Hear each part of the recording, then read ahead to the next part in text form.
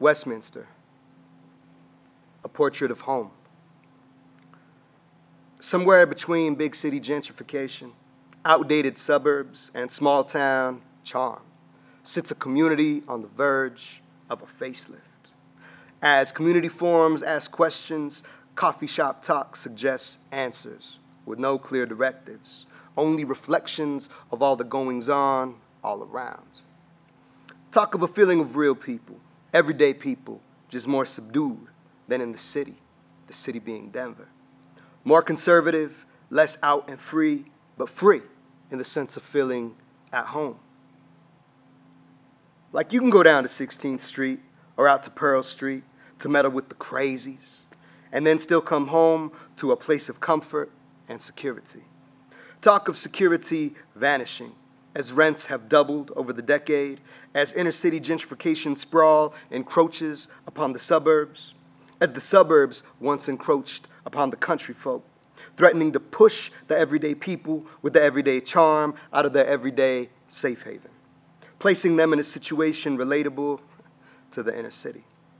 Talk of a midtown development, its convenience and walkways, safe for the single ladies and their dogs, but there are buts and pauses, reflections of disappearing mountain views and vanishing open space, now mirroring hymns of Pleasantville and the Stepford Wives.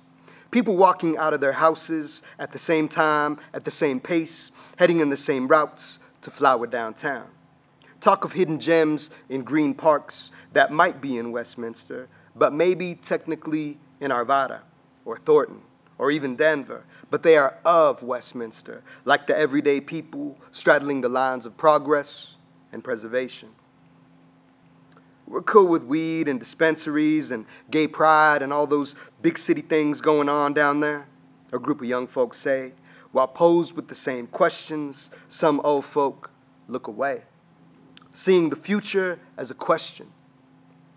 It seems the young people know there is something special here, something beautiful they don't want to give away, tucked in the crevices of strip malls and super malls, between moments in cars to and from Boulder, to and from Denver, a place you don't have to drive to, a place they know as home, a home that was once taken for granted, perhaps in the best of ways, which the old souls know they must claim and proclaim much tighter than before.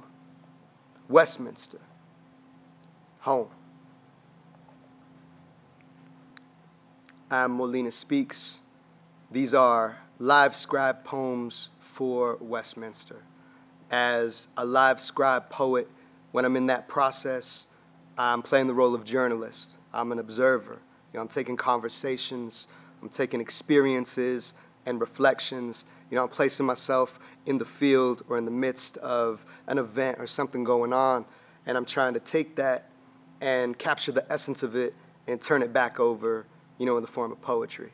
So, Westminster, this is for you.